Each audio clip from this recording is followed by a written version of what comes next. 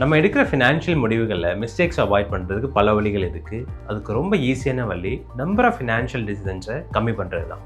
ஏன்னு பார்த்தீங்கன்னா, ஒவ்வொரு ஃபினான்ஷியல் டிசிஷன் எடுக்கிறதுக்கு முன்னாடி நம்ம நிறையா ரிசர்ச் பண்ண வேண்டியிருக்கு, அதை பற்றி படிக்க வேண்டியிருக்கு, அதோட பாஸ்ட் ரெக்கார்ட்ஸ் என்னான்னு தெரிஞ்சுக்க வேண்டியிருக்கு, ப்ளஸ் அந்த மாதிரி இன்வெஸ்ட் பண்ணவங்களை பார்த்து பேச வேண்டியிருக்கு. இந்த மாதிரி நிறைய எஃபர்ட் போடுறதுனால நம்ம நிறைய முடிவுகள் எடுக்கும்போது அதோட மிஸ்டேக்ஸ் அதிகமாக வாய்ப்புகள் ரொம்ப அதிகமாகுது. நம்மளோட லைஃப்பில் மேஜராக பார்த்தீங்கன்னா மொத்தம் அஞ்சு ஃபினான்ஷியல் டிசிஷன்ஸ் தான். ஒன்று பார்த்தீங்கன்னா அசெட் அலோகேஷன், எவ்வளோ அமௌண்ட்டு என்ன அசெட் கிளாஸில் இன்வெஸ்ட் பண்ணணுங்கிறது. ரெண்டாவது பார்த்தீங்கன்னா பையிங் எ ஹவுஸ், வீடை வாங்கணுமா வேண்டாமா, அப்படி வாங்குறதா இருந்தால் எவ்வளோக்கு வாங்கணும், எப்போ வாங்கணும். மூணாவது பார்த்தீங்கன்னா சேவிங்ஸ் ரேட், நம்ம மாதம் வர இன்கமில் எவ்வளோ சேவ் பண்ணணும்.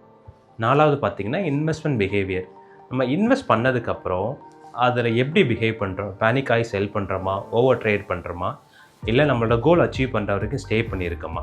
ஃபிஃப்த்து பார்த்தீங்கன்னா டெட், நம்ம கடன் வாங்குகிறோமா இல்லை வாங்காமல் கடன் நம்ம லைஃப்பை லீட் பண்ணுறோமா. இந்த ஃபினான்ஷியல் டிசிஷன்ஸ்லாம் அப்பப்போ எடுத்தோம் அப்படின்னு சொன்னால் நமக்கு மிஸ்டேக்ஸ் அதிகமாக வாய்ப்பு இருக்குது.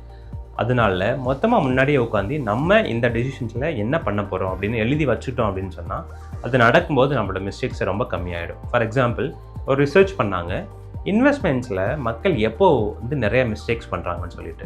நார்மலாக மாதம் எஸ்ஐபி பண்ணுறவங்கள்ட்ட மிஸ்டேக்ஸே நடக்கிறதில்ல. எப்போ உங்கள்கிட்ட லம்சம் அமௌண்ட் இருக்கோ இல்லை நிறைய அமௌண்ட்டை இன்வெஸ்ட் பண்ணணும்னு நீங்கள் ட்ரை பண்ணுறீங்களோ அப்போ தான் most of the investment mistakes நடந்திருக்கு. இதனால் நீங்கள் மிஸ்டேக்ஸ் அவாய்ட் பண்ணணுன்னா ரொம்ப சிம்பிள் ஆப்ஷன், நம்பர் ஆஃப் டெசிஷன்ஸை எலிமினேட் பண்ணிவிடுங்க. எல்லாத்துக்கும் முதல்ல டெசிஷன் எடுத்துருங்க.